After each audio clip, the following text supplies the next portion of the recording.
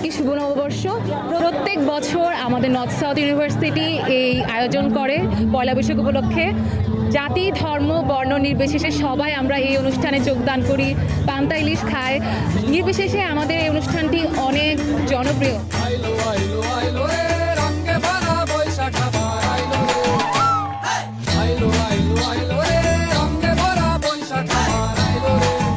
Shubho Nabobharsho, the NSU did a great job, especially students.